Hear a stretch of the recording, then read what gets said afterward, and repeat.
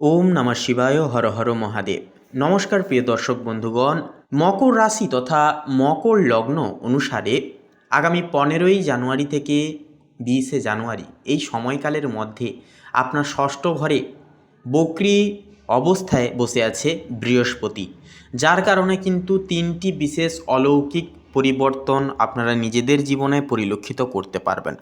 ষষ্ঠ ঘরে বা ষষ্ঠ ক্ষেত্রে যে বক্রী বৃহস্পতি সাধারণত এই যে অবস্থানটি যেটি রয়েছে, সেক্ষেত্রে বৃহস্পতি সাধারণত শত্রুদের শান্ত রাখে, কিন্তু বক্রী হওয়ার কারণে এটি কিন্তু কর্মক্ষেত্রে পুরনো কোনো অমীমাংসিত কাজ আপনার সামনে ফিরিয়ে আনতে পারে।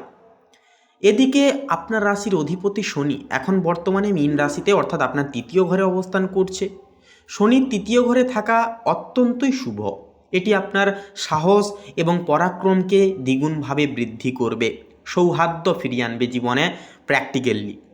শনির এই অবস্থান আপনাকে এই কর্মক্ষেত্রে কঠিন বা কঠোর পরিশ্রম করার একটা উগ্রতা এনে দেবে, কিন্তু মনে রাখবেন আপনার যে রাহু অর্থাৎ আপনার রাহু এখন কুম্ভ রাশিতে অর্থাৎ দ্বিতীয় ঘরে বসে আছে আপনাদের ক্ষেত্রে। সেক্ষেত্রে বন্ধুরা, রাহুর যে অবস্থান বা একটা যে স্থিতি, এই রাহুর অবস্থানটি দ্বিতীয় ঘরে একান্তই থাকায় আপনার কর্মক্ষেত্রে আপনার কথা বলার ভুল ব্যাখ্যা হতে পারে। রাহু কিন্তু একান্তই আপনাকে একটা মাইন্ড ডিস্ট্র্যাক্ট রাখবে, মনকে কিন্তু অনেকটাই বিচলিত করে রাখবে। আপনি যে কাজেই যাবেন বাধা বিপত্তির সম্মুখীন কিন্তু হতে পারেন। আপনি হয়তো ভালো কিছু করতে চাইছেন বা বলতে চাইছেন, কিন্তু সহকর্মীরা কিন্তু সেই বিষয়টাকে অন্যভাবে নিতে পারেন। তাই এই সমস্ত সমস্যার সমাধানে সাহায্য করবে ধনুরাশিতে থাকা বুধ। বুধ কিন্তু আপনার বুদ্ধিকে তীক্ষ্ণ রাখবে এবং শনির সাথে একটা বন্ধুত্বপূর্ণ একটা সম্পর্ক বজায় রাখার চেষ্টা করবে। ফলে পেশাগত বাধাগুলি আপনি বুদ্ধির জোরে একান্তই কাটিয়ে উঠতে পারবেন, সমস্ত বাধা বিপত্তি। অর্থের দিক থেকেও বলবো এই সময়টি মিশ্র ফলের হবে। আপনার দ্বিতীয় ঘরে অর্থাৎ ধনস্থানে রাহুর অবস্থান করছে। রাহুর দ্বিতীয় ঘরে থাকা মানেই হলো আকস্মিক একটা ধনপ্রাপ্তির যোগ। আবার একইভাবে হঠাৎ কোনো বড় কোনো খরচের একটা প্রবণতা বা সম্ভাবনাও কিন্তু রয়েছে। আপনার একাদশপতি মঙ্গল এখন দ্বাদশ ঘরে ধনুরাশিতে আছে। এর ফলে আয়ের চেয়ে ব্যয়ের যে পাল্লা, সেটা কিন্তু সাময়িক পরিমাণ ভারী হওয়ার একটা চান্স বা প্রবণতা দেখা দেবে। বিশেষ করে 15 তারিখ থেকে 16 তারিখ এই যে 2 দিন সূর্য যখন ধনু রাশিতে থাকবে, তখন সরকারি কাজ, কোনো কাজ বা ট্যাক্স সংক্রান্ত বিষয়ে অর্থ ব্যয় হতে পারে। কিন্তু 17 তারিখের পর পরিস্থিতি বদলাতে শুরু করবে, কারণ ধনু রাশিতে থাকা শুক্র এবং বুধের জুতি আপনাকে সৃজনশীল কাজের মাধ্যমে অর্থ একটা উপার্জনের অন্যতম রাস্তা আপনাদেরকে পাইয়ে দেবে। রাহু আপনাকে ভুল পথে টাকা বিনিয়োগ করতে প্ররোচিত করতে পারে, কিন্তু মীন রাশিতে থাকা শনি আপনাকে সংযমী করতে অনেকখানি কিন্তু শেখাবে। শনির তৃতীয় দৃষ্টি রাহুর ওপর থাকায় আপনার আর্থিক শৃঙ্খলা অনেকখানি কিন্তু বলবো বজায় থাকবে। এরপরে যে বিষয়টি হচ্ছে, মকর রাশির জাতক জাতিকাদের জন্য কিন্তু এই সময়টি অত্যন্ত জটিল এবং রহস্যময় হবে, কারণ আপনার রাশিচক্রের অষ্টম ঘরে অর্থাৎ অষ্টম ক্ষেত্রে কিন্তু কেতুর অবস্থান রয়েছে, যা মানসিক উদ্বেগের একটি অন্যতম বড়সড় কারণ কিন্তু হতে পারে। কেতু অষ্টম ঘরে থাকা মানেই হলো হঠাৎ কোনো পুরনো পারিবারিক সমস্যা একটা মাথাচাড়া দিয়ে উঠতে পারে, অর্থাৎ যেই বিষয়ে কোনো রকম কোনো মীমাংসা হয়ে গিয়েছে সেই বিষয়কে নিয়ে আবার ফের পুনরায় কিন্তু একটা সমস্যা ক্রিয়েট হতে পারে। কিন্তু ঠিক সেই মুহূর্তেই আপনার চতুর্থ ঘরে কোনো গ্রহ না থাকলেও চতুর্থপতি মঙ্গল এখন বর্তমানে ধনুরাশিতে দ্বাদশ ঘরে অবস্থান করছে, যা করাই কিন্তু আপনি হয়তো অনুভব করবেন যে বাড়ির সুখ শান্তি বজায় রাখতে আপনাকে অনেকটা ত্যাগ স্বীকার করতে হচ্ছে বা ঘর থেকে দূরে থাকতে হচ্ছে। তবে আশার কথাটি হচ্ছে, চতুর্থ ঘরের ওপর নবম ঘর থেকে বৃহস্পতির একটি বিশেষ দৃষ্টি থাকবে, যা আপনাকে কঠিন সময়েও ভেঙে পড়তে দেবে না। কেতু আপনাকে মানসিক অস্থিরতা দিলেও বৃহস্পতির অবস্থান সেই সমস্ত সমস্যা নিরাময় রক্ষা কবচ হিসেবে আপনাদের চারপাশে থাকবে এবং আপনাদেরকে নানান রকম সমস্যা থেকে বের করে আনবে।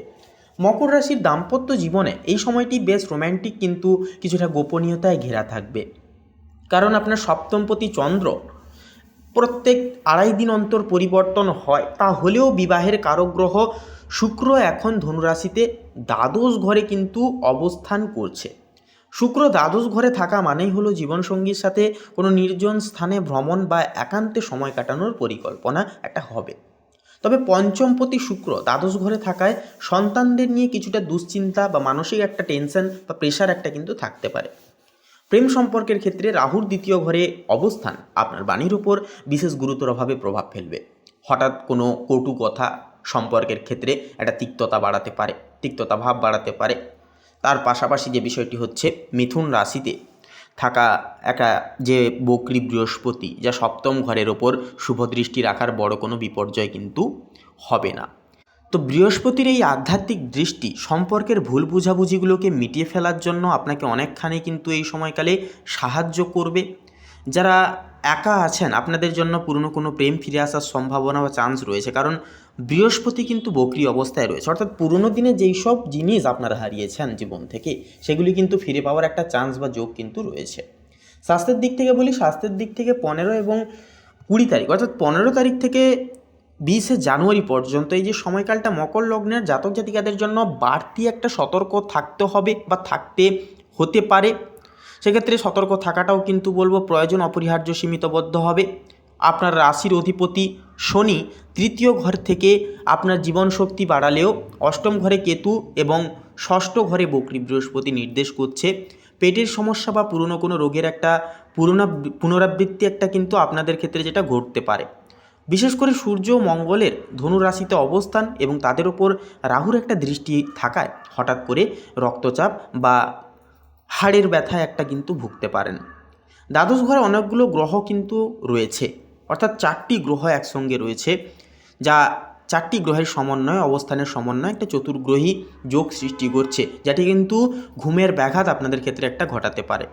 তবে শনি মীন রাশিতে থাকায় জলীয় উপাদানের মাধ্যমে বা যোগব্যায়ামের মাধ্যমে আপনি সেই শারীরিক সমস্যাগুলো থেকে মুক্তি পেতে পারবেন।